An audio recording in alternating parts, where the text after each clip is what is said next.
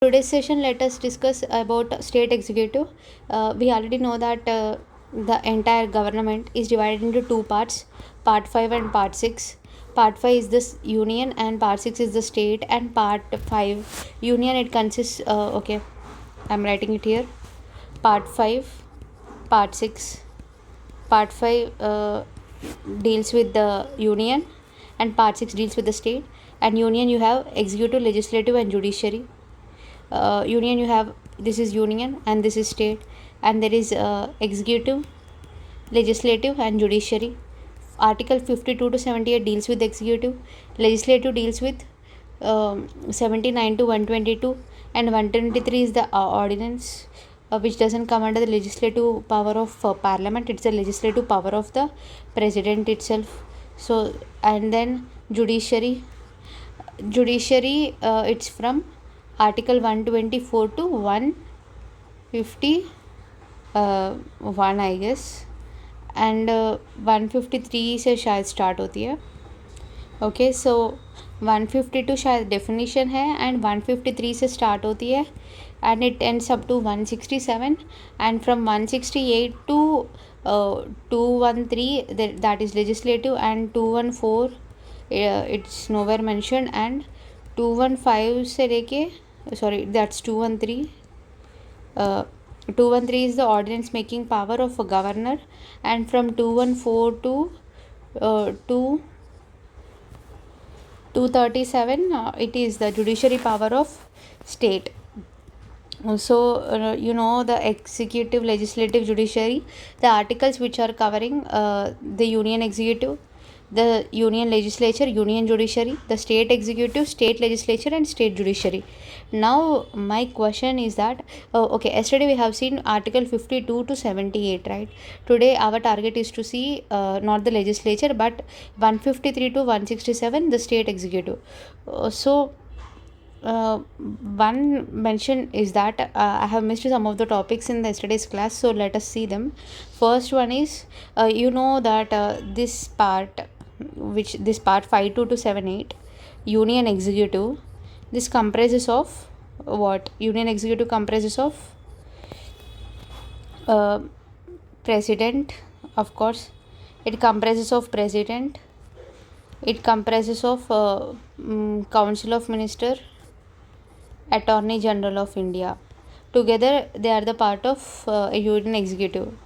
And when I say state executive comprises of governor, council of ministers and advocate general of India, advocate general of state. So one thing if I see, remember, is that this is attorney general of India and this is advocate general of India.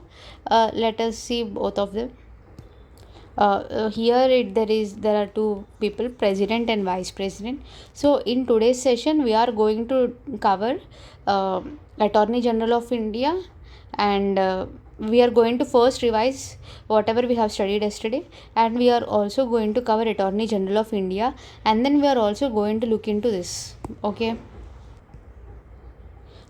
so let us revise whatever we have studied till now. Article 52 and 53, they are talking about president. 52 says that there shall be a president of India. 53 says that 53 talks about executive power of union shall be vested with the president. That means he is a nominal head. However, we need to read it with article 74. So both of them talk about the president, power of the president. And similarly, that is the same case as in the vice president. Vice president, I am going to start from 63. See, president I am starting it from 52. So vice president I will be starting from 63. You can remember this trick. I used to remember in this way. 5 2. I am going to add plus 1 plus 1. So I will add plus 1 this side and this side, so it's going to give me what? It is giving me 63. So this talks about president and this talks about vice president. So that is why I am starting it with 63. And you know what, I can extend this trick till now. I can add another plus 1 and plus 1 on both sides. I am going to get this time 74, and 74 is going to give me council of ministers headed by prime minister. Okay, COM. And after this, council of minister, there are only two articles, so I'm just going to add to this side, and that is, instead of adding +1 on both sides, I am adding +2 on one side. It is 76, and which is Attorney General of India. Okay, and also these are very important. There are two more important articles that you need to always know. One is 72, which is the pardoning power of president, Kshama Yachika, and when I add 89, it is 161, which gives the pardoning power of governor. इन लोगों का pardoning powers है. Okay, so you need to just remember this trick. So as per trick, what I get to understand is that now my articles for the president are going, see, union executive is from 52 to 78, but there is a split. How am I going to split? I am going to split using this. So 52 to 52 to 62, it is there, the 10 articles are only going to talk about president.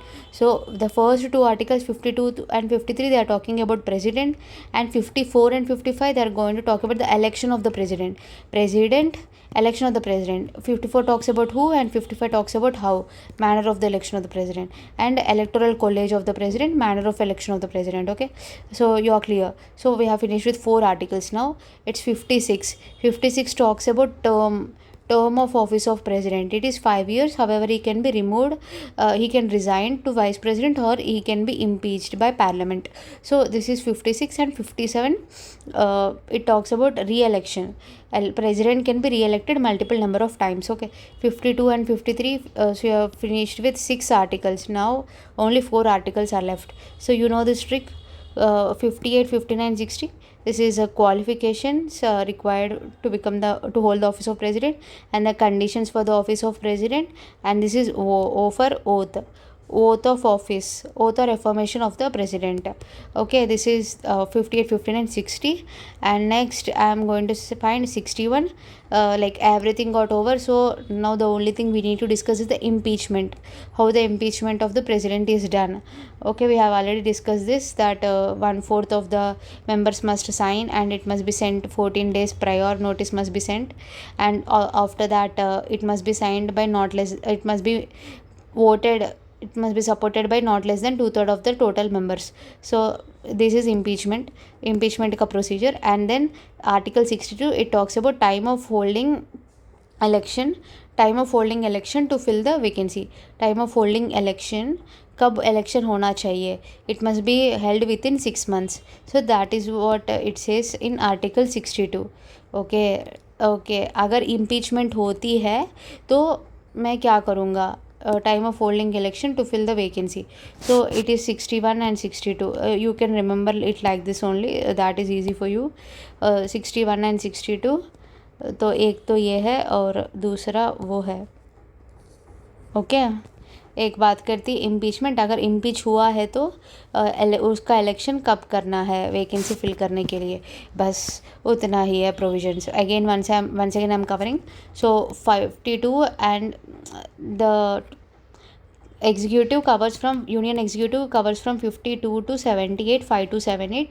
However, when I'm talking about president, it is only from 52 to 63. Okay, 52 to 63, and it is 52 to 53 talks about the president, and president, executive power of the executive power of union. The president of India, executive power of union shall be vested with the president, who shall exercise such power either directly or with the help of officers subordinate to him.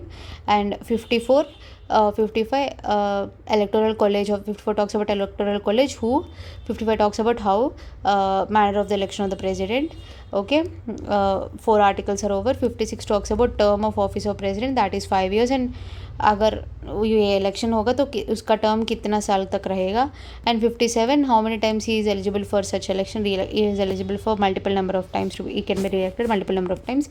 And after that, after finishing everything, we have seen 58, 59, 60 qualification to become president, conditions of the office of the president, oath or affirmation of the president, and 61 impeachment of the president, and 62 time of holding election to fill that vacancy. Now let us see vice president. So 52 to 78 we have discussed. So if it vice president, articles for vice president is starting from 63. Now I need to add 1 on both sides, so it is going to become 74. So 74, Council of Ministers start from 74. So that means my articles of Vice President is going to be from 63 to 73 mostly, right? 63 to 73. However, I get to know that it is just till 70 only. The rest of the articles 70, 71, 72, 73, they are going to talk about certain other things which are common for both president and vice president. So I am going to talk only from 63 to 69, and from 70s onwards it is going 72 to 74. These are the common articles for both president and vice president. Okay, these are both common for president and vice president. Okay, so first let us see what is article 63. This is the vice president of India. There shall be vice president of India. And 64 say that he is the ex officio, vice president is the ex officio chairman of Rajya Sabha. And 65 says that in case there is a vacancy in the office of president, then vice president shall be the acting president. He says that he is also an acting president in case of vacancy in the office of president. So this is Article 65. Article 63, there should be vice president of India, and this vice president of India is the ex officio chairman of Rajya Sabha, and he is also the acting president in case of vacancy in the office of president of India. Okay, the 3 articles are discussed. Initially we are going with 2, 2, 2. Now in case of vice president we are start directly taking 3, and uske baad 66. You know what, even when I am writing here 66, this also has three provisions, like one, it has 3 subclauses, like one subclause says that election of vice president of India. First clause talks about electoral college, like MLAs cannot be the only the MPs of Lok Sabha and Rajya Sabha, they take part in the elections of vice president. So MLAs do not take part in the elections of vice president. And the second clause talks that members, he or she is not a member of legislature or he or she is not a member of state legislature or parliament.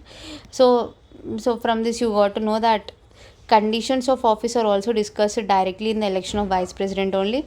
And the third article talks about qualifications to become the vice president. That means he shall have all the qualifications as a member of Rajya Sabha. His age shall be greater than 35 years, and he shall be citizen of India greater than 35 years, and he shall have all the qualifications as a member of Rajya Sabha. So all these subclauses of subclause are discussed in 66 clauses. So despite writing 66 here, it is like I am taking 3 clauses.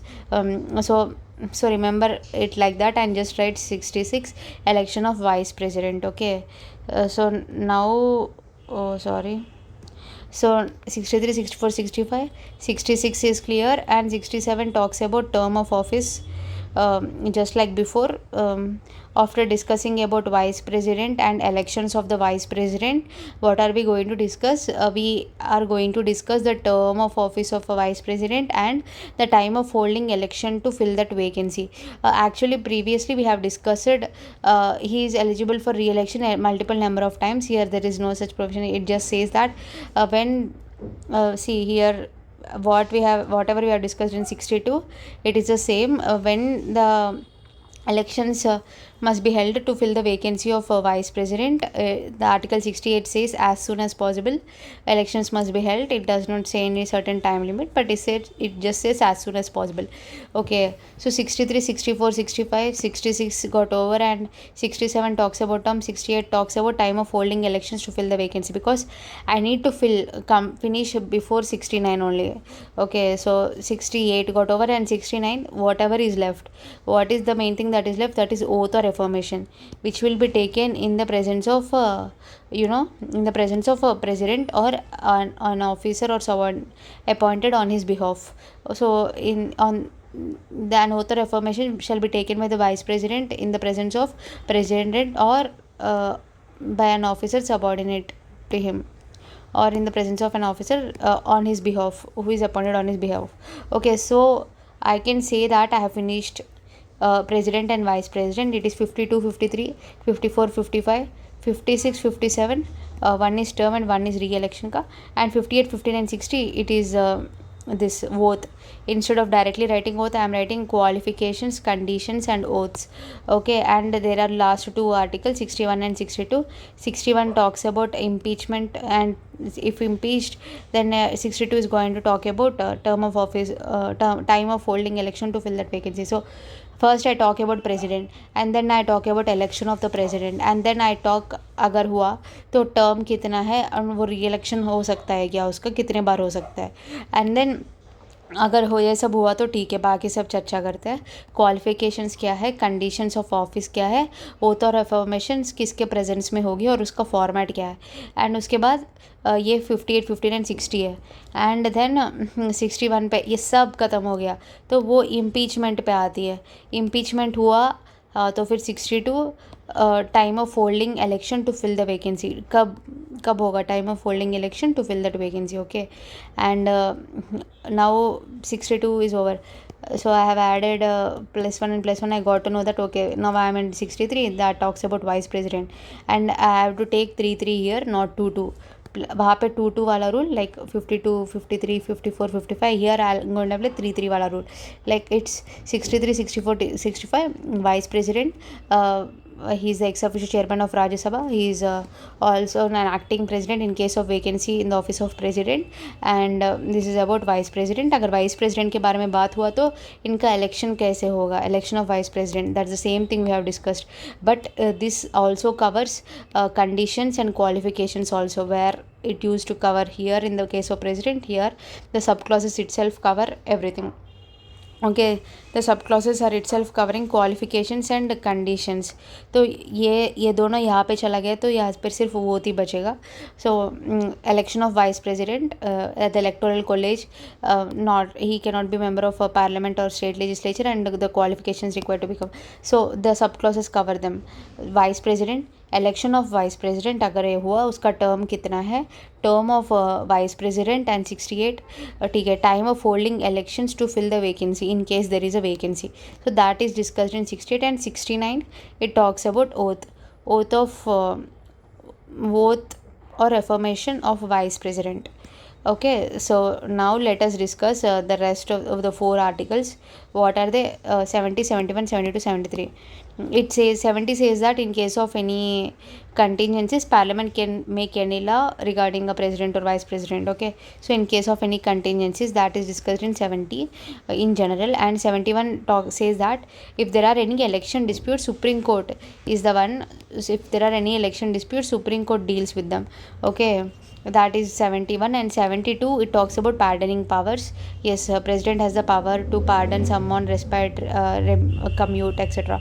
So the pardoning powers are discussed in article 72. And 73 says about the extent of executive power of union. Extent of executive power of union, it just says that parliament का power जो है, yesterday I haven't not discussed much, now I am discussing parliament's law making power. ये union का duty है. Like union का duty कहाँ पे, central government has duty to implement the laws to the extent at which parliament can make laws. मतलब central government का duty सिर्फ इतना तक है जहाँ तक पार्लियामेंट उसके ऊपर लॉ बना सकती है, बस उतना ही. फॉर एग्ज़ाम्पल पार्लियामेंट का पावर कहाँ तक है, पार्लियामेंट का पावर अगर पूछा जाए तो मैं बोलूँगी कि सेंट्रल लिस्ट में है और एक तो कॉन्करेंट लिस्ट के सब्जेक्ट्स में है. कॉन्करेंट लिस्ट तो सीधी बात है कि सेंट्रल गवर्नमेंट, यूनियन ड्यूटी मतलब सेंट्रल गवर्नमेंट है, ये सेंट्रल गवर्नमेंट. तो ये आर्टिकल 73 ये बोलती है कि सेंट्रल गवर्नमेंट का ड्यूटी सिर्फ सेंट्रल लिस्ट में है और कॉन्करेंट लिस्ट में है, स्टेट लिस्ट के अंदर नहीं बना सकती है. Parliament's power is union's duty. Okay, so I think you are clear. So yesterday we have missed one more topic, Attorney General of India. So let us see that and let's proceed to state government. So this article simply says that there shall be an Attorney General of India. So the president who appoints Attorney General, that's very important. the president shall appoint attorney general of India who is qualified to be a Supreme Court judge, qualified as a judge of Supreme Court. Okay, qualified to be Supreme Court judge of Supreme Court. ये okay, the president shall appoint. First thing you need to remember, the appointing body is president, and then you need to remember that the president shall appoint. That is one important thing, and he is qualified to be a Supreme Court judge. So appointed by president, and then next says that he is qualified to be Supreme Court judge. Okay, this is clause 1, and the clause 2 says that it shall be the duty of Attorney General to give legal advice to the Government of India in various matters. So duty of Attorney to give advice to Government of India, Union Government, on matters of various policy. So this simply says that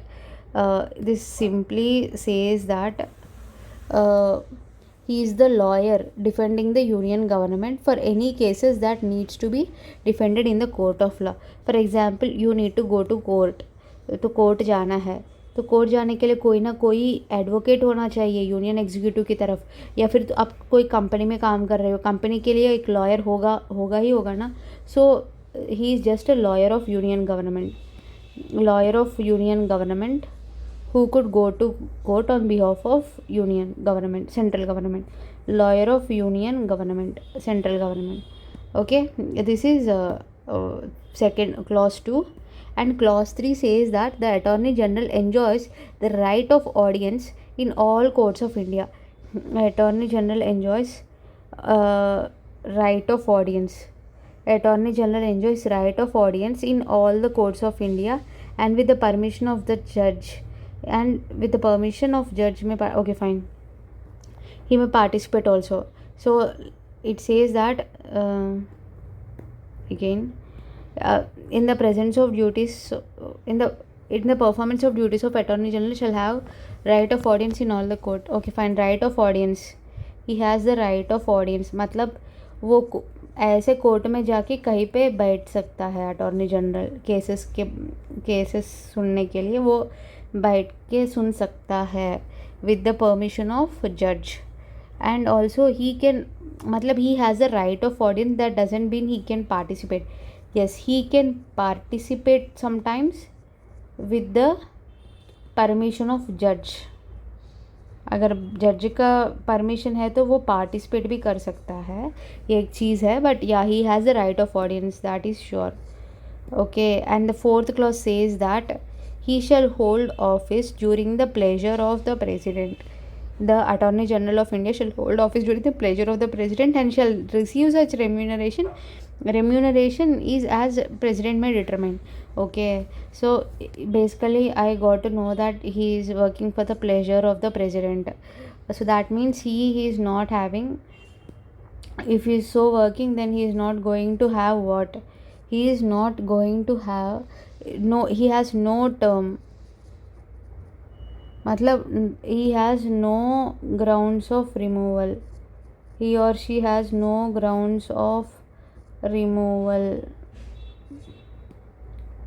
he or she has no grounds of removal. ठीक है, okay. The Attorney General of India. So Article 76 says that the President shall appoint a person who is qualified to be appointed as a judge of Supreme Court. Okay. So I am revising simply.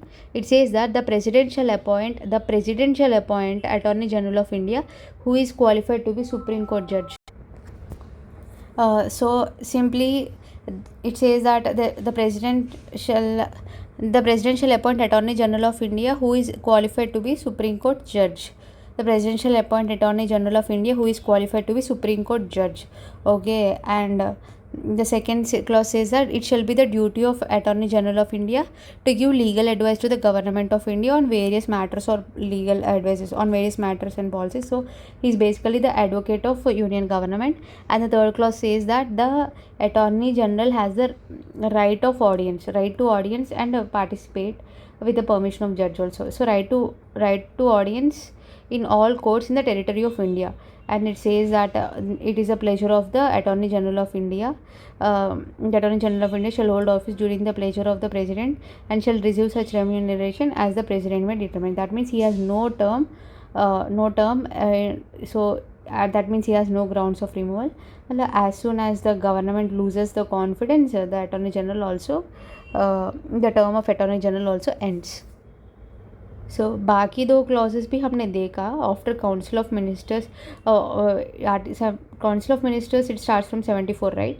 So from 74 it is like 52, 63, 74 and 76. It is Council of Minister and it is Attorney General of India. After this, there is directly 77 and 78, which talk about conduct of government business. And first clause says that 77 says that all the executive action of the union government shall be taken in the name of the president. And it says that 78, and it also says that such action shall not be authenticated, shall not be declared invalid on the grounds that he or the president has not making such order. Such an order shall not be called in question, that it is not an order or instrument executed by the president. So basically 77 says that the executive action of the government of India shall be taken in the name of the president, and such action shall not be invalidated on the grounds that it is not an order or an instrument executed by the president. And it also says that the president shall make rules for more convenient transaction of the government of India. Okay, president shall make rules for more convenient transaction of government of India. That is 77. And 78, it says about the duties of prime minister. He must be the communicating channel between council of ministers and the president. Okay, and in case if the president feels that certain minister concerns are not considered, the PM can refer to that minister and consider his or her opinions. So that is all about 52 to 70. And now let us skip to state executive. So coming to the governor, we already know that. Okay, coming to the executive, we know that there are three parts. One is what? One is governor, second is council of minister, and the third part is advocate general of state. Okay, so this thing you have to remember. And one thing that you need to remember is that this governor, he is from Canadian model. And what is Canadian model? In the Canadian model, the governor is neither directly or indirectly elected, but he is just a nominee. So in the Canadian model, governor is just a nominee. Governor is just a nominee of central government. Nominee matlab he is neither directly or indirectly elected. He is just a nominee from the central government, and this is opted from Canadian model. Okay, this is the governor. So we have seen that there are three clauses. Now let us discuss. So 153 talks about the governor of the state. It says that there shall be a governor of the state. So but you also need to note down that nothing in this article shall prevent the appointment of the same person to one or more state. For example, there is person 1 P1, so he or she can be governor of two or more states, state 1, state 2. So nothing in this article shall prevent the appointment of the same person as a governor for two or more states. Okay, article 153 just says that there shall be governor of each state. This is the definition. And let's see 154. It says about the executive power of the state, same as president. What is this? The executive power of the state. The executive power of the state shall be vested with the governor and shall be exercised by him either directly or through the officers subordinate to him.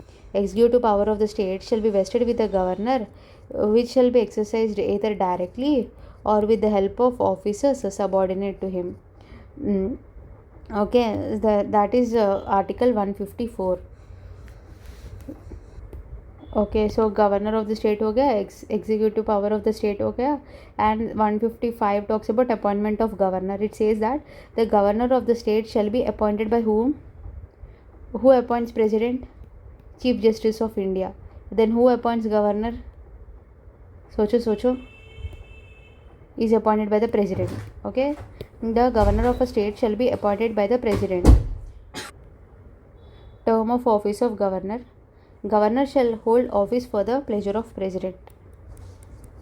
For the pleasure of president, and the governor may, by writing under his hand, address it to the president, resign his office. The governor may, by writing under his hand, address it to the president, resign his office. So, the term of office, but this also says that he holds office for the pleasure of the president. It doesn't fix any power. So, in case of president, it says that it is 5 years. However, he can resign to the vice president, or he or she can be impeached. But here it says there is no term, and he works for the pleasure of the president. However, he or she may resign.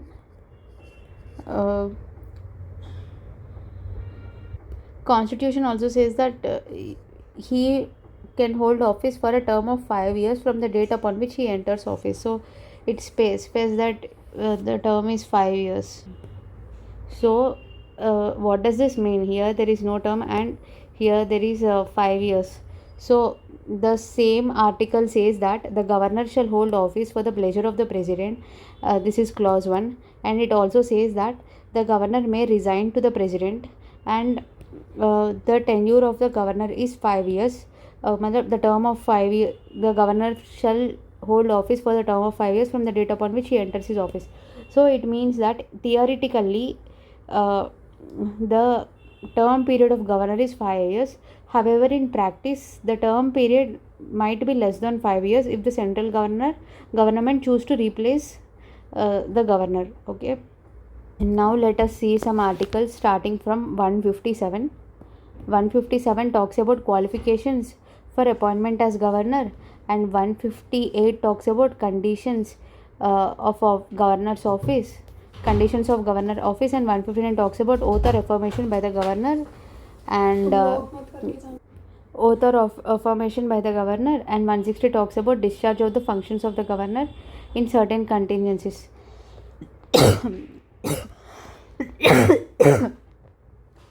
Affirmation by the governor, and 160 talks about discharge of the functions of the governor in certain contingencies. I am writing it this way: discharge of functions of governor in case of certain contingencies. And 161 talks about power of the governor to grant pardons, etc. Okay, and 162 is the extent. Okay, this can be extended. 162 is the extent of executive power of the state. Okay, so from here on there is this direct trick of the diagram. I'm remembering through diagram, because see, 153 it is just the definition of governor, and 154 is the executive power of the state, and 155 is the appointment of governor. So 156 is the term of office of governor and governor of the state. Executive power of the state shall be vested with the governor. It's 153 governor and 154 executive power, same as the president. I am writing it. And after this, usually it is going to be election of the president, but in case of governor, he is just appointed, he is not elected. So I am going to write 155, which is appointment of the governor, and 156 is going to be his term of office of governor. If you remember, after discussing about the elections, 52, 53, 54, 55, 56, we have discussed about the term of office of governor, term of office of president, if you remember. So after discussing the elections, we have discussed about the term. Similarly, here we are discussing the term of office of governor, that's all. So after discussing 153, 154, 155 and 156, I am coming to 157, which talks about qualification for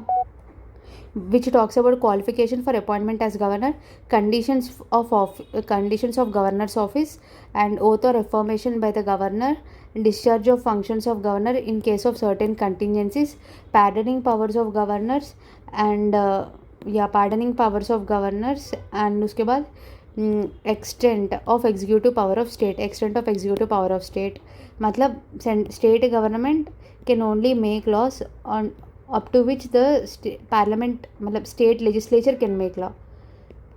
State, it just says that state government can execute his duty up to which the central legislature can make law.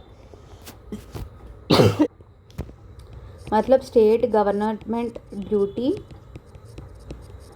is up to which only state legislature can make law. Okay, that means it is only up to state list.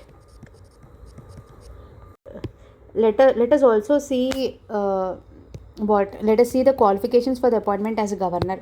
We also know that he must be citizen of India. एक तो citizen of India होना चाहिए, citizen of India full stop, and his age must be greater than 35 years. Okay, and also here I am going to discuss a very important commission, Sarkaria Commission. Sarkaria Commission on Central State Relations. Sarkaria Commission on Central Relations 1983 to 88. It has also made some of the recommendation. Sarkaria Commission 1983 to 88 also has given some recommendation. Let us see them. So what are the recommendations of Sarkaria Commission for our Article 157, which is talking about qualification? The Sarkaria Commission on Central Relations 1983 to 88 made the following recommendations with regard with regard to the selection appointment of the governor. Okay, what are they? A person to be appointed as governor should satisfy the following criteria. One thing, eminent in some person, eminent, he must be some eminent person, eminent in some walk of life, outside the state, he must be someone from outside the state, and he must be a detached figure from politics. He must be detached figure from local politics. Okay, eminent figure outside the state, detached figure from local politics. Suppose this is the state of Andhra Pradesh, so I am going to choose a governor who is a very eminent figure, who is eminent and he is outside the state, and he is a detached figure, detached from local politics. He is so he or she is detached from local politics. Okay, that's all. Eminent in some walk of life, outside of the state, and detached from the local politics. And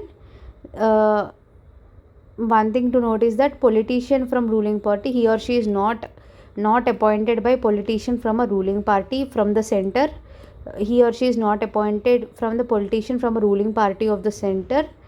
Okay, because that might create tensions between the local local state party which is ruling the state government and the central government. That might create tensions between the both if this person is appointed by the central government. Okay, so also to ensure effective consultation with the state chief minister, procedure of consultation should be prescribed in the constitution by amending in article 155. Okay, that means before this person is appointed by the central government should consult the state government, and accordingly they must appoint the person who can be the governor. So to ensure effective consultation with the state chief minister, the procedure of consultation should be prescribed in the constitution by amending article 155. What is article 155? It is appointment of governor. Okay, so this must be amended. That is what Sarkaria Commission said. And after that it also recommended that the Vice President of India and the Speaker of Lok Sabha may be consulted by the Prime Minister in selecting the governor. So I just said that the central government must consult the state government, but the central government can also consider the Vice President of India and the Speaker of Lok Sabha. Vice President मतलब Lok Sabha, अच्छा, it is just that the chairman of Rajya Sabha. So basically it says that the chairman of Rajya Sabha and the speaker of Lok Sabha can also be consulted. Why? So it is considering Sarkari Commission recommended to take the decisions of the presiding officers of both the houses of central level, मतलब लोकसभा और राज्यसभा, लोकसभा का speaker और राज्यसभा का chairman, इनका एक बार advice लेना, consult करना. अगर उन लोगों को भी लगता है कि इस बंदे को आप अपॉइंट करेंगे तो कर सकते हैं. So that's all. So basically the Sarkaria commission 1983 to 1988 came up with the following recommendation. It said that he must be someone eminent in some walk of life, and he must be from outside the state, and he must be a detached figure and not too intimidated with the local politics, not too intimately connected with the local politics, and he must not be appointed by the political party, the ruling party at the center. Okay, not be appointed from the ruling party at the center, which is run by some other party. For example, यहाँ पे party ए है, party B है, this party cannot appoint this. Okay, politician from ruling party at the center is not appointed. Okay, it just says that a politician, he must not be a politician from ruling party, that's all. Politician from ruling party at the center, ruling party at center, politician.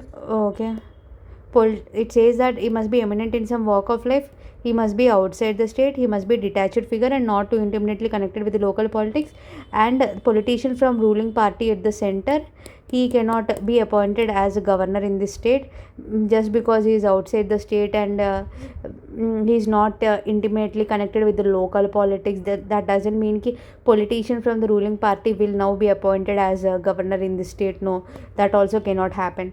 And after that it says that to ensure effective consultation with the, so the central government must also consult the state government, and to ensure that this consultation is effective, Article 155 appointment of governor must be amended. Okay, so this also says that मान लो ये central government है और state government है, so there must be some effective consultation, and for this Article 155 needs to be amended. Okay, and after that it says the Vice President of India and the Speaker of Lok Sabha may be consulted by Prime Minister in selecting a governor. So apart from this consultation, the central government can also consult the Speaker of Lok Sabha and Chairman of Rajya Sabha. Okay, Speaker and Chairman of Lok Sabha and Rajya Sabha. That's all. So I think you are clear with the recommendations of Sarkaria Commission for appointment of governor. Okay, also I would like to discuss one important thing before proceeding to other articles. As held by Harigovind Pant case 1979, the office of governor is not an employment under central government, it is an independent constitutional office. So you need to remember that just because the governor is appointed by the central government, that doesn't mean that office of governor is an employment under central government. No, he is an independent constitutional office. One more thing I would like to ask you, why did the Constituent Assembly opt for appointment of governor instead of elections, similar to why president is indirectly elected instead of direct elections? So somewhat you can correlate. It is incompatible with our parliamentary system, and obviously it would create conflict between governor and chief minister, and the governor is a nominal head. He is just a nominal head, and there is no point of making elaborate arrangements for his elections, and if we make such elections it would just be an huge amount of expenditure, because people are already democratically electing the chief minister. So why huge election expenditure? And it will just create a dual party system. And an elected governor would naturally belong to a party, and even if he is elected, he would be from party, and he would definitely, if he is from some party, then he is not going to be a neutral person. That means he is impartial head. तो ऐसे कैसे चलेगा impartial head? ये है ना कि central और state के बीच में एक न्यूट्रल पर्सन चाहिए, लेकिन अगर वो पार्शियल होगा तो कैसा चलेगा? So if he is elected, then he is going to be an impartial head. Next, if he is elected, then it is going to affect the political stability and unity of the country. See, governor is the federal feature of center and state. So if the governor is elected, then that is going to affect the political stability and unity of the country. Okay, the system of presidential nomination enables center to maintain its control over the state. Okay, so that is why we have chosen. So that is why we have chosen presidential nomination over elections, because if a governor is nominated, then it is going to build our federal system of India strong. That's why presidential nomination enables the center to maintain its control over the state, and that's the reason we have chosen nomination over election. And it would create a serious problem of leadership, we have discussed, and the chief minister would like to would like his nominee to contest for governor. That would create a second rate man.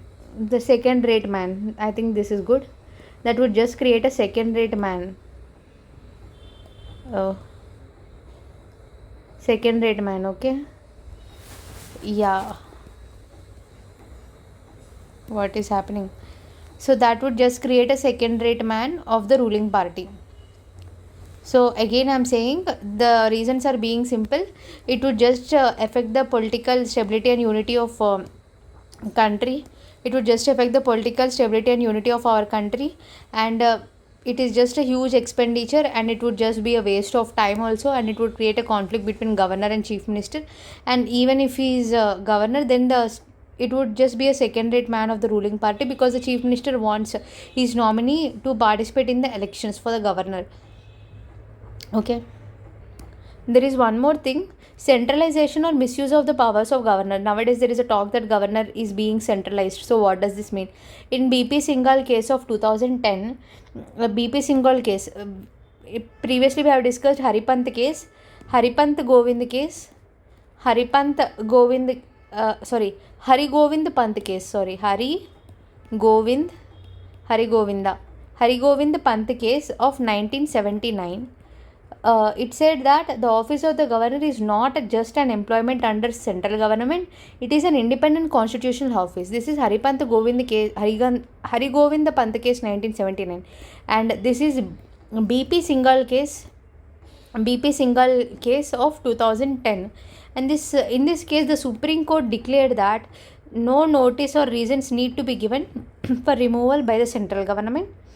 However, the mismatch of ideology of governor and central government cannot be the ground for the removal of governor. So, if a new political party comes to power at union, then if the governor is removed, it is left to the governor to prove to the Supreme Court that the new political party had a malified intention. Okay. So simply putting, Hari Govind Pant case said that the office of governor is an independent body. It is not just an employment under central government. So BP Singhal case 2010 Supreme Court said that central government need not give any reason for the removal of governor, because he is just a nominee by the central government. Therefore central government need not give any justification why we have removed governor. But however, the mismatch of ideology between the governor and central government cannot be the ground for the removal of governor. So if the governor is replaced and the previous governor, it is up to the previous governor to prove that the new political party had a malified intention and there is a mismatch of ideology. That is why they have removed. So okay, again oath or affirmation by the governor. So it is not provided in the third schedule. Again, it is not provided in the third schedule, and the oath or affirmation by the governor is done in the presence of Chief Justice of India, or in his absence a senior most judge. Okay. So it's just says that it's senior most judge. Chief Justice of it is not Chief Justice of India, Chief Justice of High Court, in the presence of Chief Justice of High Court or senior most judge. Can I ask you one thing? So it is true that the president is appointed by Chief Justice of India, but whereas the governor is appointed by the president only. So But here, oath, in the case of oath or affirmation, the oath or affirmation of the vice president is taken in the presence of president. But whereas the oath or affirmation of the governor is taken in the presence of Chief Justice of High Court or Senior Most Judge. So that I need to remember that whenever I am checking oath or affirmation, appointment, they are a bit confusing for me. Why? In oath or affirmation, for example, I have checked for the president, it is in the presence of Supreme Court judge, right? In the presence of Chief Justice of India or Senior Most Judge. And similarly, in case of governor also, it is Chief Justice of High Court and Senior Most Judge. But governor also it is the same thing. But whereas it is for the vice president also. This is the oath or affirmation. But when I talk about the appointment, president is appointed by whom? अरे he is not appointed, he is elected. So president का appointment ही हम discuss नहीं करते हैं, ठीक है. President is elected first of all, so there is no discussion of appointment. And next vice president का क्या, वो appoint हुआ नहीं, वो भी elected है, vice president भी elected है, तो उसका भी कुछ नहीं है. So मैं appointment सिर्फ governor का discuss करूँगी. And governor is of course is appointed by the president. Okay, you're okay now. And oath or affirmation का ये चार्ट भी क्लियर है आपको. Also, if you remember, we have talked about Council of Ministers also. So in the Council of Ministers, Article 75, we have seen that the Prime Minister shall be appointed by the President and the other ministers are appointed by the Prime Minister with the advice of the appointed by the President with the advice of Prime Minister. And we have seen that this is Article 75 clause 1, and we have seen it has one subclause 1A and subclause 1B. It says about the total strength of a Council of Ministers, and it talks about any defection, any MP who had defection cannot become a minister. And 75 clause 2 says that the ministers, they work for the pleasure of the president. And it also says that Council of Ministers is collectively responsible. And 4 says that 75 clause 4 says that the president shall administer office of oath and secrecy. Oath of office and secrecy. The president shall administer oath of office and secrecy of Council of Ministers. So that means oath of office and secrecy, this will be taken in the presence of president only. The president shall administer oath of office and secrecy, and this is given from Article 75 clause 4. And vice president, I think it's Article 79, and president, I think it is a 60, Article 60. Okay. One thing, if you remember, the impeachment of the president is a quasi-judicial act. Quasi-judicial, if you remember, it is impeachment of the president, which is quasi-judicial act, and that quasi-judicial act, it was borrowed from USA Constitution. I forgot to say you before, that's why I'm saying कि impeachment of the president is a quasi-judicial act and it is borrowed from USA Constitution. Okay. And when that is happening, you know what, the same clause, Article 61, which is talking about impeachment of president, it also says that 61 clause 2, it says that the other house investigates the charges, whereas the president, he has a right to sit in the proceedings, because he has a right, the president has the right to sit in the proceedings of his own impeachment. Okay. One house is going to initiate the impeachment, and the other house is going to investigate, and after that, after 2/3 of votes, the president stands to be removed.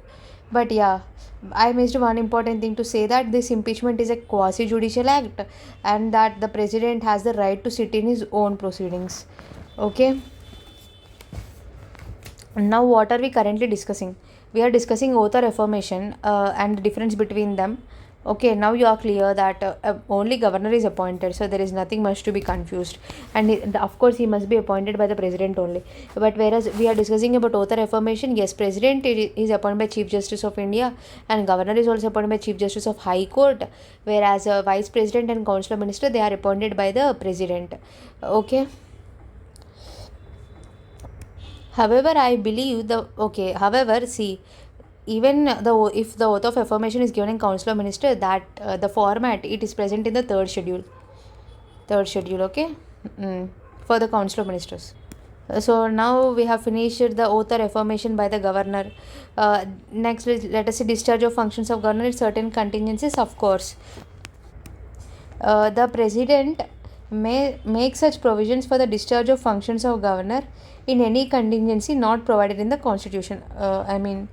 See, usually what happens in case of any contingencies, the parliament can make law. So I thought the state legislature might make law, but this is something very important, that the he is appointed by the president. So state legislature law nahi banayegi, president law banayega. President may make such provision. Unlike Article 65, which spoke about the replacement. Okay, so one more thing I would like to say is that there is in Article 65 which talked about impeachment, right? उसमें क्या हुआ कि impeachment कैसे होगा?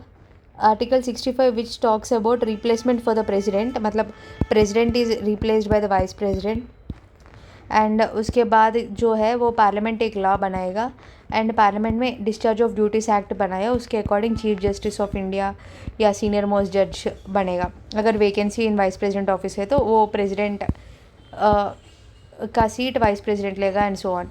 लेकिन governor की case में कौन गवर्नर बनेगा? अगर वैकेंसी है तो इसका कोई प्रोविज़न नहीं है, मतलब स्टेट लेजिस्लेचर कोई लॉ नहीं बनाएगा इस चीज़ के लिए. प्रेसिडेंट खुद एक नया रिप्लेसमेंट ढूंढ सकते हैं, क्योंकि governor is nominee, is not elected. So state legislature law बना के नया गवर्नर के लेके आना, ऐसे कुछ नहीं है. दिमाग से सोचना, अगर गवर्नर इम्पीच होता है, इम्पीच नहीं होता है, अगर गवर्नर की सीट में वैकेंसी मिलती है, क्यों मिलती है पता नहीं, मिलती भी नहीं है, क्योंकि वो इम्पीच तो थोड़ी हो सकता है, is a nominee. So central government remove करेगा. तो ऑफकोर्स अगर if he had been in a holiday weekend for about 4-5 months, then of course central government is going to replace the governor with a new governor.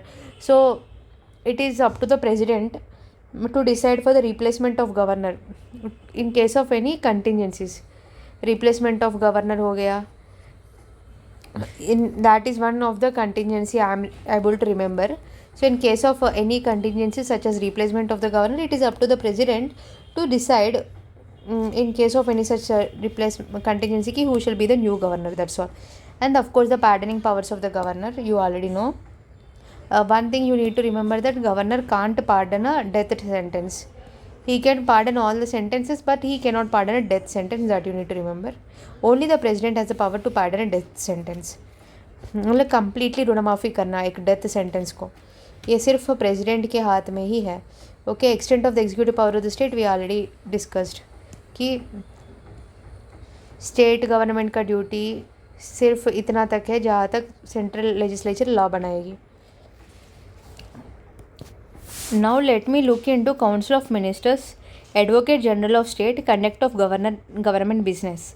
Okay, council of minister to aid and advise the governor. इसमें एक बहुत important चीज़ है, इसमें एक important चीज़ ये है कि यहाँ पे एक चीज़ है कि it always says that there shall be a council of minister with the chief minister to advise. Okay, see it says that there shall be council of minister headed by the chief minister to aid and advise the governor, except when under the constitution is required to exercise his functions in his discretion. Okay, discretion mentioned है.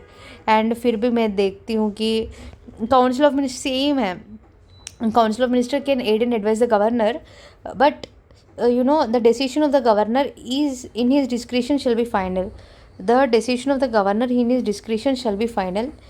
The decision of the governor in his discretion shall be final. So in the decision of the governor in his discretion. So if any question arises whether the matter is in his discretion or not, matter in his discretion or not, उसके लिए भी governor का discretion final है. समझ में आया कि governor का पावर कितना ज़्यादा है प्रेसिडेंट के comparatively. So that is main important thing ना. There shall be council of minister with chief minister headed. Of course COM advice करेगा, लेकिन कुछ कंटिजेंसीज में अगर गवर्नर मतलब if there are exemptional circumstances under which the constitution requires to exercise his function in his discretion, then the governor, it's up to the governor to take the decision according to his discretion, and his discretion shall be final.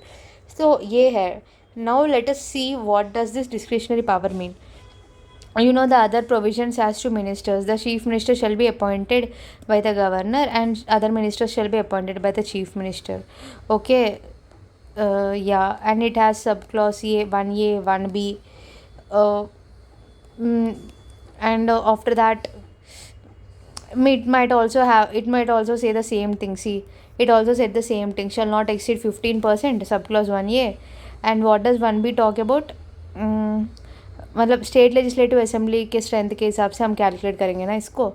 And it also says अगर defection लगेगा, disqualified due to 10th schedule, मतलब anti defection law अगर लग जाएगा तो वो council of minister के under minister नहीं बनेगा. And this clause also says that it is collectively responsible. And what does the clause 3 says? It says that governor shall administer office of oath and secrecy of ministers. Okay, governor shall administer the office of oath and secrecy. And what else?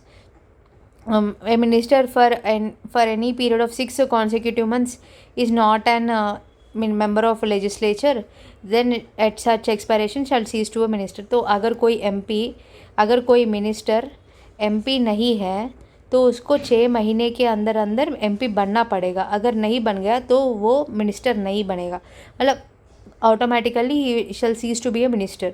Okay, example Jaishankar. Yes, within 6 months he had become MP of Rajya Sabha. Okay, and next let us see the salaries and allowances of minister shall be determined by the legislature from time to time. And I think there is also a law which is passed by the state government, state legislature. अगर पास नहीं हुआ तो second schedule के according जो भी है वो होगा, लेकिन ऑलरेडी लॉ पास हुआ होगा. इन्फ्लेशन इतना ज़्यादा है कि हम सेकेंड शेड्यूल जो 1950 में बन गया उसका देखेंगे या फिर कोई नया लॉ आया होगा जिसके हिसाब से salaries and allowances of ministers determined है. तो you are clear with the council of ministers, but before that there is this important thing called discretion of governor, which I would like to discuss. So you have finished the topic of governor, you have finished the topic of council of ministers, and if you finish advocate general of state, you are going to finish the state executive. So let me discuss the discretionary powers of governor and proceed to advocate general of state, or else let me check the advocate general of state. It is going to be the same thing, so let us skip it fast. The governor of each state shall appoint okay, basically who shall be the advocate general of state? Who is the appointing body? Governor appoints advocate general, that's all. Governor appoints. And what is his qualification? He is qualified to be a judge of high court. उसका qualification ये है, वो जज of high court को qualification होना चाहिए. This is first clause. We already, it is similar to president. and what is his main duty? His main duty is just to become an advocate. He's just an advocate on behalf of state government, that's all. Advocate on behalf of state government. Okay, and the third clause says that he holds office for the pleasure of governor, because governor appoint करता है advocate general of state को. तो governor is he holds office for the pleasure of governor and shall receive remuneration as the governor may determine. So it simply says this. I think at least in the president we also had some more. There is one thing na, right to take part in right to audience in any part of territory of India for advocate general of India. because he is whole for the whole India. So in the whole India, wherever proceedings are taking place, court proceedings, of course he can take. But I think he is limited. Advocate General of State is limited to state, and I think even if he has right of audience, that will be limited only to his state, which is not given here, which is not mentioned in the constitution again. Okay, now conduct of the government business. Okay, conduct of the government business. All government business shall be expressed in the name of the governor. That's similar to the president. Article 166. Okay, and the governor shall make, okay, and any other thing, and even if that action is taken, it not be invalidated, so it is not, shall not be called in question, just that it is not an order or instrument made or executed by the government, so that shall not be the case. And the third clause says that the governor shall make rules for more convenient transactions. So the governor is making rules. Governor shall make rules for more convenient transaction of government business of the state. Okay, so these are all similar to our president. We did not see. Now let us see the discretionary powers of governor that we are talking about कि ये बहुत ज़्यादा important है. Okay, so we are discussing the discretionary powers of governor, right? So I am not comparing no, I am not comparing the powers of a governor and the president. Of course, the scope of discretion of governor is greater than the president, because the term discretion itself is not mentioned in the president, and the ministerial advice is also not binding, whereas this 42nd CA makes it binding. But if I check under which circumstances the discretionary power, the governor is using a discretionary powers. For example, under 164, under Article 164, appointment of chief ministers in case of hung assembly. Okay, अगर हंग assembly होती है तो governor को decide करना पड़ेगा ना कि किसको किस पार्टी को पार्टी का बंदे को सीएम बनाना है, तो वो गवर्नर के हाथ में होगा under article 164. I am not comparing, again I am not comparing with the president. I am just saying कि ये पावर्स है डिस्क्रिशन, जहाँ पे गवर्नर को दिमाग यूज़ करना पड़ रहा है. काउंसिल ऑफ मिनिस्टर एडवाइस नहीं दे रहे हैं, जहाँ पे गवर्नर को खुद का दिमाग यूज़ करना पड़ रहा है. मैं वो आर्टिकल डिस्कस कर रही हूँ, ठीक है. Under article 164 when there is hung assembly, of course article 164 is for the council of ministers to advise governor. But anyhow, if the governor if the council of, if there is a hung assembly, then appointment of chief minister, he must decide the appointment of, in case of hung assembly, he must decide on the appointment of chief minister. Okay, under article 164, under article 164 he must also dismissal of council of minister if he cannot if in case there is a no confidence in the house. Okay, in that such case also he must use his discretionary powers. And under article 174, legislative assembly's dissolution if the council of ministers have lost confidence. Yeah, so this is the council of minister, dismissal of council of ministers, and this is dissolution of legislative assembly. There is a little bit of difference. This is 164, this is the dismissal of council of ministers, and this is the dismissal of the entire legislative assembly. The council of ministers is just a part of legislative assembly, right? So yeah, so in such cases governor को दिमाग use करना पड़ रहा है कि क्योंकि वहाँ पे काउंसिल ऑफ मिनिस्टर एग्जिस्ट ही नहीं करता, तो उसको खुद का दिमाग यूज़ करना पड़ रहा है. तो that is discretionary powers that the constitution is talking about. And under article 191 clause 1, the disqualification of MLAs on the recommendation of election commission of India. So actually under article 191 clause 1 also यहाँ पे भी governor disqualify करने का power, disqualify MLAs on recommendation of ECI. Disqualification of MLAs, so this also comes under this is anti-defection law only, recommendation of election commission of India. So under this circumstance also the governor needs to use his dimag. Okay, discretionary power use करना पड़ेगा. And I am discussing some more articles where the governor needs to use his brain. For example, under Article 201, where he needs to reserve the bill for the president or not, he must reserve the bill for the president or not. Okay, तो उनके लिए बहुत सारे चीज़ें हैं, like there are an number of मतलब reasons where, मतलब कुछ प्रोविजंस है, अगर उस प्रोविजंस के अंदर उसको ये लगता है कि ये बिल इसके अंडर आती है, तो then the governor can reserve the bill for the president. Okay, that I am not going to discuss. You can read it from Vajira Mello book. Under Article 167, governor has right to be informed. Okay, governor has a right to be informed, but that I don't really count. It comes under उसमें दिमाग क्या use करना है, मुझे कुछ नहीं लगता. Yeah, under Article 356 I can say recommend a president rule. Yes, he is using his brain for that. And Article 239 clause 2, governor can be appointed as administrator of adjoining UT. It's true. I mean, I can say that see,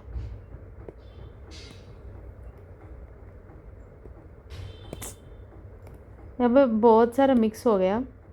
एक तो मैं ये बोल रही हूँ कि yes, governor under Article 239 clause 2, governor can be appointed as administrator of adjoining UT.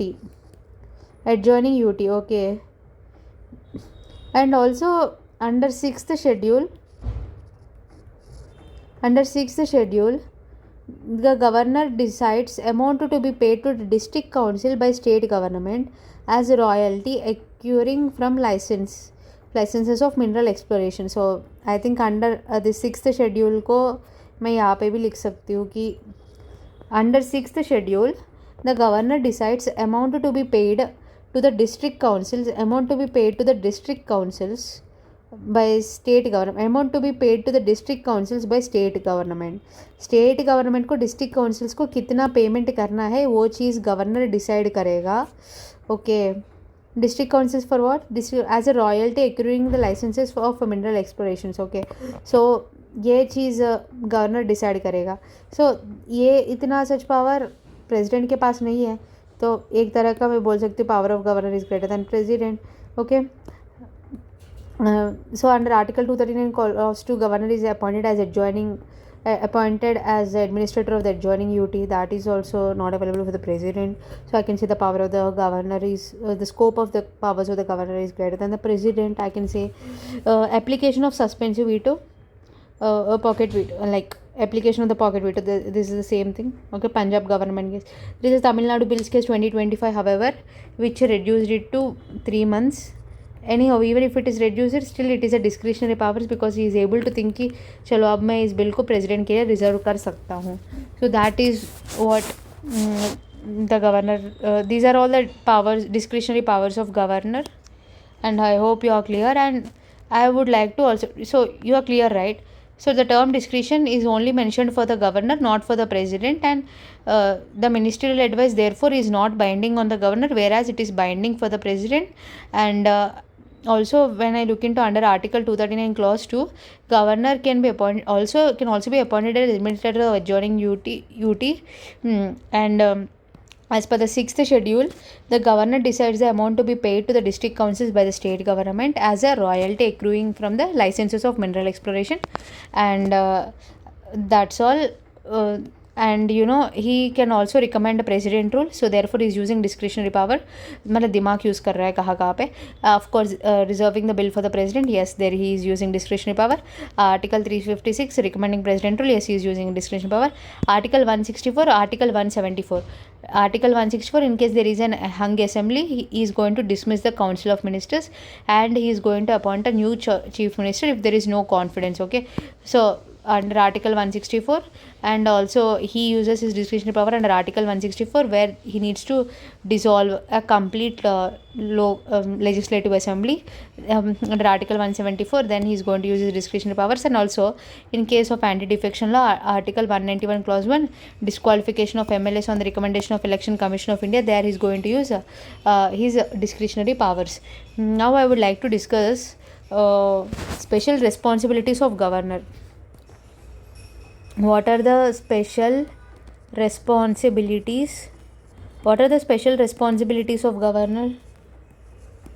I'm saying the governor powers of governor are greater than president. So this also includes special responsibility of governor, you know. Yes. So what are the special responsibilities of governor? Special responsibilities, okay. When governor has to perform special responsibility, I would like to say that when governor has to perform special responsibility, he has to consult state council of minister.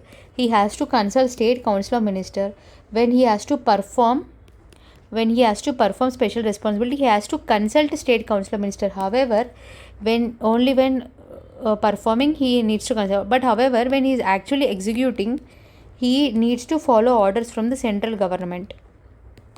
मतलब अगर perform कर रहा है, वो perform करने के लिए मतलब इनिशिएशन के लिए सेंट्रल गवर्नमेंट मतलब स्टेट गवर्नमेंट का अप्रूवल मैंडेटरी है. ही हैज़ टू कंसल्ट मतलब consult state government, okay. But however when he needs to actually execute, he needs directions from state government.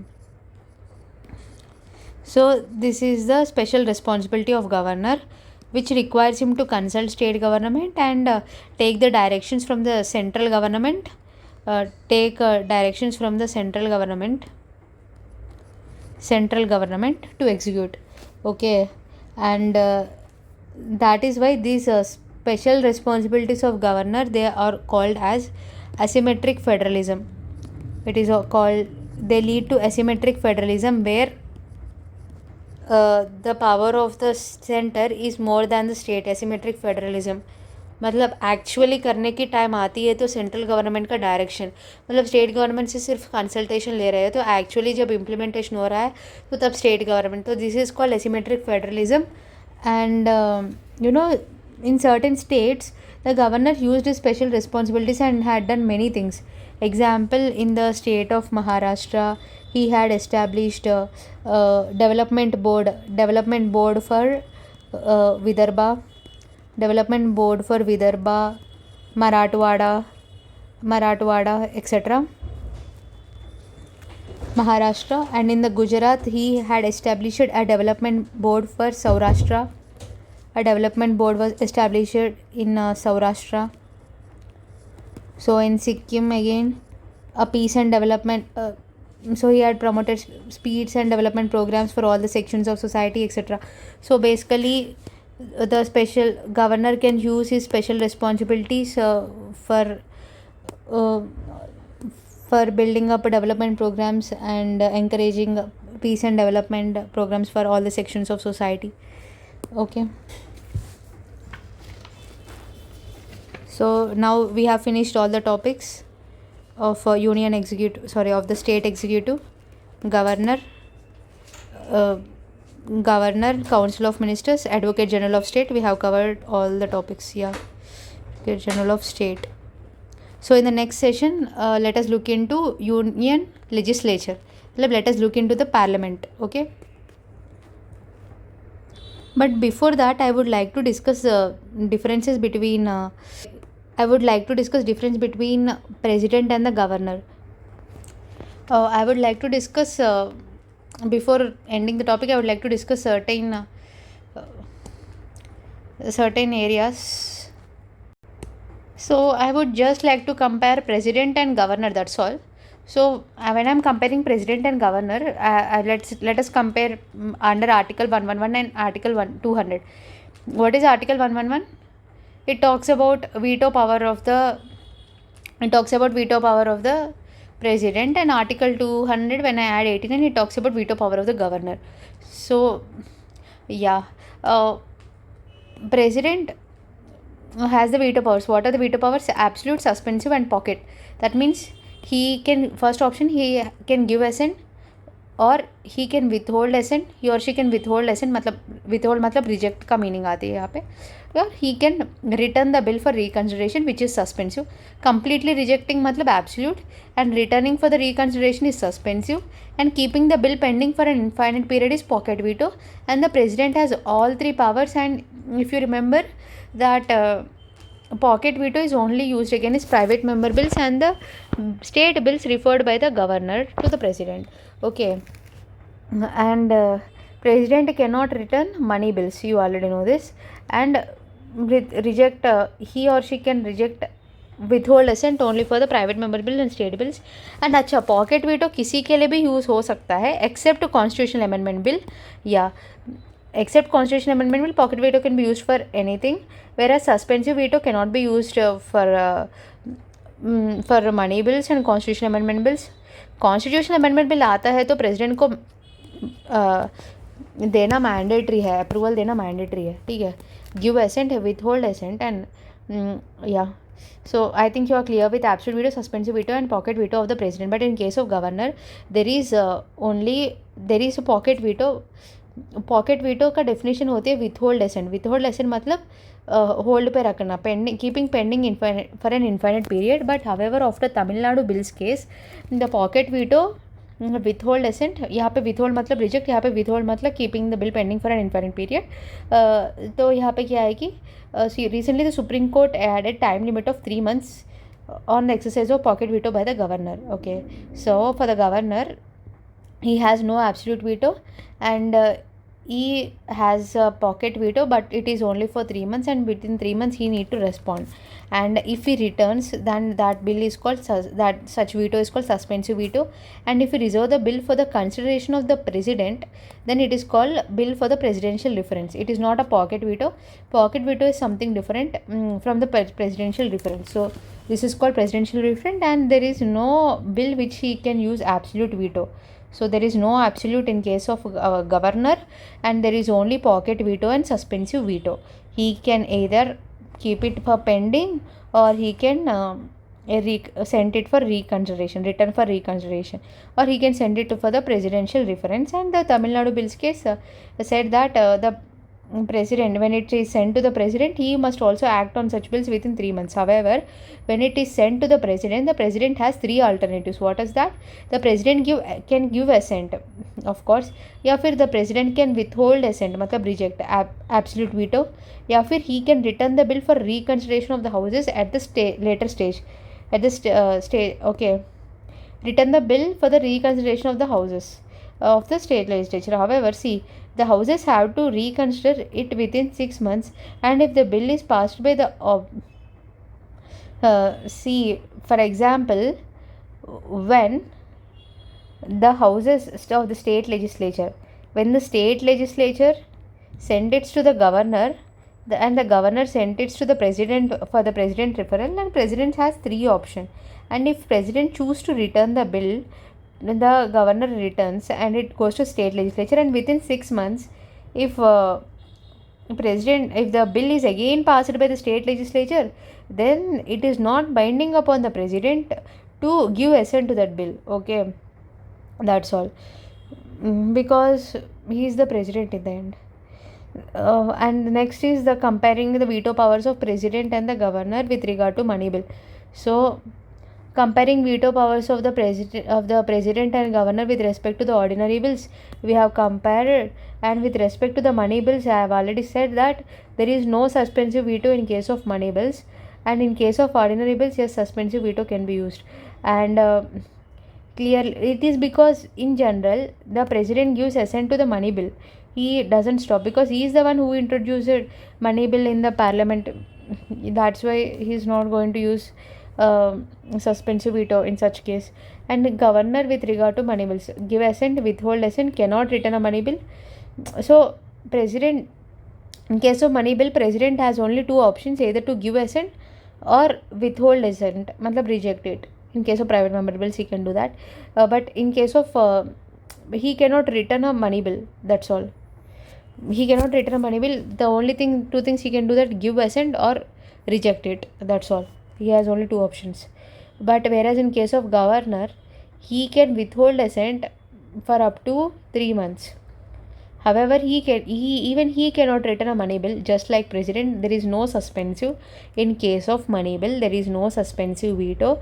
The only thing is that they can give assent, or they can use his pocket veto to withhold assent. Okay, and he can send for the presidential reference. And if it is reserved for the president has only two alternatives. One is to give assent, and one या फिर reject, and there is no suspensive veto. Okay, again there is no suspensive veto. It cannot, money bills cannot be returned. So you are clear with veto powers of the president and the governor. Okay, now let us see the ordinance making powers of difference between the ordinance making power of the president and the governor. So ordinance making power, it comes under 72. Governor, it comes, I think this is pardoning power, right? Yeah, I wrote it wrong. Ordinance is of the president, it's 123 and this is 213. Yeah, so when I compare both of them, he or she can promulgate any ordinance. The both ordinance making powers of president and governor, they're almost the same. They're almost the same except in two cases where he or she needs instruction. He or she needs no instruction for making an ordinance. He or she cannot make an ordinance without the instruction from the president in the three cases. If the bill of the state legislature containing the some same provisions would require previous sanction of president for its introduction and deemed it necessary to reserve the bill for the consideration of the president, would have been invalid without receiving the president assent. मतलब अगर president की introduction, president की consideration या president के ascent के बिना वो bill pass नहीं होगा, और ऐसे केसेस में प्रेसिडेंट गवर्नर उनका खुद का ऑर्डिनेंस इशू नहीं कर सकते, जिसके लिए प्रेसिडेंट का परमिशन मैंडेटरी है. सो इन बाकी केसों में governor can also not require instruction from the president. Okay, so both of them, they can promulgate any ordinance only when both the houses are not in session and when he or she is satisfied that the circumstances exist which render it necessary to take an immediate action. Both of the houses are not in session and when both of them are satisfied that the circumstances exist which render it necessary to take an immediate action. Okay, ये हो गया. And B, his और हर ordinance making power is को extensive with the legislative power. His और हर ordinance making power is को extensive with the legislative power. Okay, an ordinance issued by him or her has the same force and effect as an act of the parliament or state legislature. Okay, so basically what I would like to say is that this is the circumstance under which both of them can issue ordinance, and that ordinance whatever is issued, it is coextensive with the legislative power. मतलब जो भी law बन ordinance के through हुआ उसका powers जैसे ही होगा जैसे एक पार्लियामेंट में लॉ बनाया हो. मतलब एज पर the parliament, if the law is only for 1 month, then according to the ordinance also that law is going to only have time limit of 1 month, etc. So you understood that it is just like the legislative power of parliament. So the ordinance making power is coextensive with the legislative power of parliament. This means he or she can issue ordinance only on those subjects on which the parliament or state legislature can make law. So ordinance can be issued on only those subjects on which parliament or state legislature can make law. Okay, and they also have the same force as an act of the parliament or same legislature because it is coextensive with the legislative power, and an ordinance issued by him or her has the same limitations as an act of the parliament and same force as an act of the parliament, and it is only on the subjects on which the parliament or state legislature can make a law. Okay, he or she can withdraw an ordinance. The ordinance can be withdrawn any time, and this is not a discretionary power. Ordinance making power is not a discretionary power. That means it can be ordinance can be promulgated or withdrawn only on the advice of council of minister advised by the chief minister or prime minister. Okay, an ordinance मतलब ordinance is not a discretionary power, and an ordinance issued by him or her should be laid before both the houses of the parliament when it reassembles. Okay, an ordinance issued by him or her should be laid before both the houses of the parliament before it is reassembled. And usually क्या होता है कि ordinance तो पास होती है but before the next session starts वो जानबूझ के लैप्स कर लेता है, क्योंकि अगर इसमें पास हुआ तो पार्लियामेंट अगर रिजेक्ट करेगा तो बाद में पास नहीं हो पाएगा ना वही वाला ऑर्डिनेंस. तो वही दिक्कत है. सो यूजुअली क्या होता है कि सेशन है ये, monsoon session, winter session, summer session मान लो, यहाँ तक ऑर्डिनेंस आता है, प्रोमलगेट होता है यहाँ पे, और सेशन स्टार्ट होने से पहले ही ऑर्डिनेंस लैप्स हो जाती है, मतलब ऑर्डिनेंस को विदड्रॉ कर लेते हैं सेंट्रल गवर्नमेंट. एंड जैसे ही एग्जीक्यूटिव ऑर्डिनेंस को विदड्रॉ किया तो सेशन के अंदर वो ऑर्डिनेंस नहीं चलेगा. एंड जैसे ही सेशन का टाइम पीरियड ख़त्म होती है तो फिर से ऑर्डिनेंस चालू हो जाती है.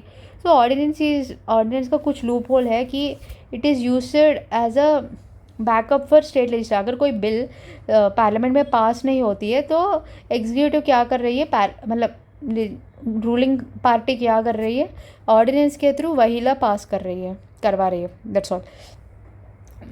Because in the end, even if the executive is passing the ordinance, um, it is the council of ministers who is advising the executive to pass the ordinance, and this advice is binding on the executive to pass. So in case it is a kind of a loophole, I can say limitation of ordinance. Okay. Yeah, this is discussed, and an ordinance issued by him or her ceases to operate on the expiration of 6 weeks from the reassembly of the parliament. Okay, because that is in the end it's an ordinance, so it ceases to operate on the expiration of 6 weeks from the reassembly of the parliament. If it may cease to operate even earlier than the prescribed 6 weeks if both houses of the parliament are registered disapprove passing it. For example session बन गया, session बनने के बाद यहाँ तक 6 weeks के अंदर 6 हफ्ते के अंदर अगर लेजिस्लेचर ऑर्डिनेंस को अप्रूव करती है तो ठीक है, अप्रूव करती है तो ऑर्डिनेंस की जगह क्या बनेगी, एक बिल आएगा और वो बिल एक्ट बनेगा. लेकिन अगर लेजिस्लेचर अप्रूव नहीं करती है तो ये लैप्स हो जाती है पूरा. But after the expiration of 6 weeks, if the legislature doesn't take any action on that, then automatically the ordinance is going to lapse. Okay, so we have discussed about ordinance, and now let us look into the difference between pardoning powers of president and governor. We know that they both have the same type of powers. It is just that the governor cannot pardon a death sentence. That's all. And the sentence of any person convicted by any offence against central law. So, and these are he can pardon the sentence of any person committed of any offence under against state law. मतलब state के अंदर ऋण माफ़ी करना governor के हाथ में है और ऑल ओवर इंडिया में ऋण माफ़ी करना प्रेसिडेंट के हाथ में है. Okay, president can also use his pardoning powers which are sentenced by court martials. Okay, but court martial का ऋण माफ़ी करना गवर्नर के पास तो नहीं है. So what are the criticisms of the veto powers of the governor? So if the governor is allowed to withhold the bill for the indefinite period of time, the government will be paralyzed, and that is why there is Tamil Nadu Bills case of 2025 which kept the time period for 3 months. Okay, it also violates Article 14 which as it gives arbitrary power to the governor. Okay, and it also stalls the enactment of law, and it defeats and subverts democratic good governance, and excessive delay by governor.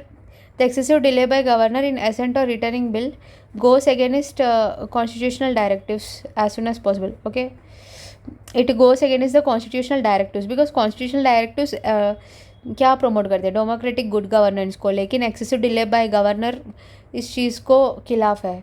So delay करना, democracy को रोकना, ये governor का veto power का criticism है. And now let us see Shamsher Singh case 1974. It says that except in the spheres where the governor is to act at his or her discretion, the governor has to act on the aid and advice of the council of ministers. Okay, whenever constitution requires satisfaction of governor, it is the satisfaction of the council of minister, not the person satisfaction. तो discretion है, but इस discretion का मतलब ये नहीं है कि वो कब चाहे तब नहीं. So except in spheres where the governor is to act, rest of the times whatever provisions were mentioned, the governor is to act based upon the aid and advice of council of ministers only. And the Punjab government case, you know that Supreme Court said governor is just a guiding statesman and he cannot stall or halt any act, any bill. So the as soon as possible, in under article 200, it just says that it says that as soon as possible the governor must give his assent or written or must take any action. So basically the governor is not allowed to take any virtual veto. So that, and then later the Tamil Nadu bills case put a 3 months. So let us see what are all the judgments we have studied till now. What is Shamsher Singh case? Shamsher Singh case of 1974, which is related to discretion.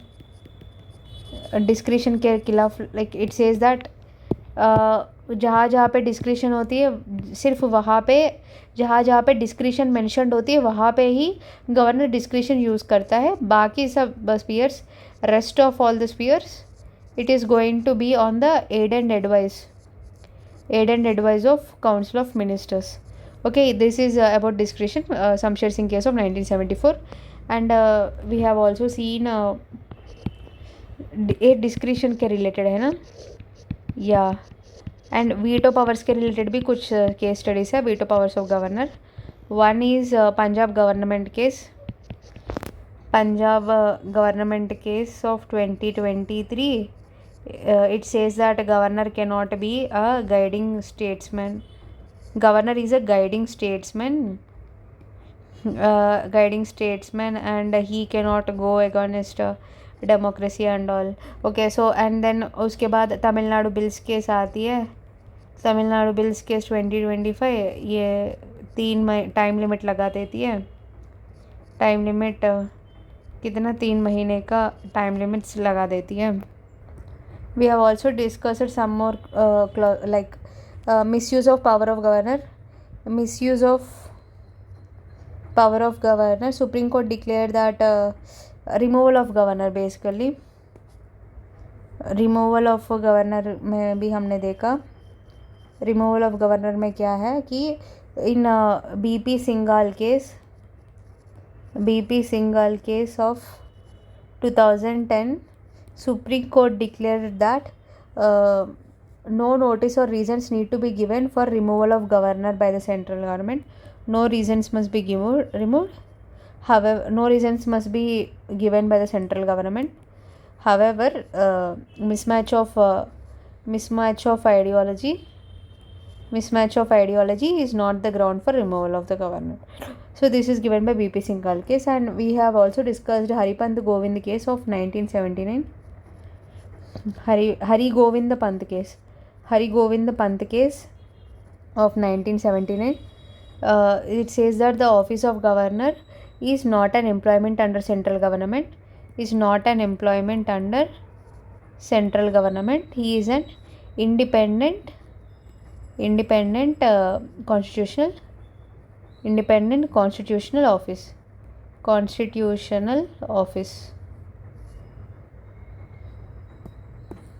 Okay. So once again revising, so there are some Supreme Court judges. First is Haripant Govind case of 1979, which said that the office of a governor is not just an employment under central government, it is an independent constitutional office. And next we are seeing the BP Singhal case of 2010, which said that which talked about the removal of governor. It said that the reasons, central government need not give any reasons because he is just a nominee from the central government. However, mismatch of ideology cannot be the ground for removal, and it is left up to the government to prove that if a new political party comes at the center, it is left to the governor to show that the new political party do not have any malified intention, that why he or she is removed. So that's all. And उसके बाद आती है discretion पे एक case हमने देखा, Shamsher Singh case of 1974. Shamsher Singh case of 1974, it talks about discretion. It says that the term discretion, whenever the constitution mentions the term governor, there only the governor can use his discretionary powers, and in the rest of all the spheres the governor is going to act on the aid and advice of the Council of Ministers. This is Shamsher Singh case of 1974. And ये discretion पे and then हमने देखा veto powers पे the Punjab government case of 2023 है और Tamil Nadu bills case of 2025 है. Punjab government case of 2023 ये बोलते हैं governor is the guiding statement and therefore he can not use vertebral veto to go against democratic government, to go against a government. Okay, so therefore the term as soon as possible, whenever it is mentioned, it means that the governor should take immediate action. That doesn't mean he can keep the bill pending for an infinite period. So that is what it was declared by Supreme Court in the Punjab government case. However, in the Tamil Nadu bills case of 2025, Supreme Court put a time limit of 3 months for the pocket veto exercised by the governor. So now we have finished, we have checked all the Supreme Court judgments related to the governor. Governor is a very such important topics, and Article 153 and 154, they talk about the governor of the state and executive power of the state, and okay, and उसके बाद appointment of the governor and the term of office. 155 talks about appointment of the governor, 155, and 156 talks about term of office of governor. And उसमें हमने देखा कि क्या qualifications for the appointment as a governor, conditions for the office of governor, oath or office of the governor, 157, 158, 159, and discharge of functions of the governor in case of certain contingencies is 160, and the pardoning powers of governor, that is 161, and extent of the executive power of the state, it's 162. And we have also seen that how oath or affirmation and how they are in such a confusing terms. For example, yes, president, vice president, they are elected, so we don't talk about their appointment, and the governor is appointed by the president, so there is nothing to be confused there. And when I'm talking about oath or affirmation, the president and the governor, they are both appointed by the Chief Justice of India, Chief Justice of High Court, or Chief Justice of High Court, and whereas the vice president and council of ministers, they are going to be appointed by the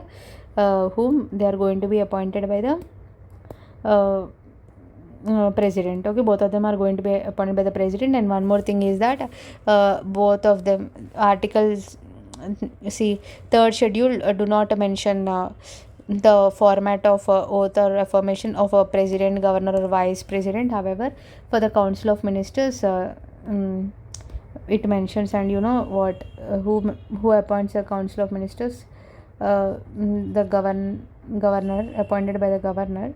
However,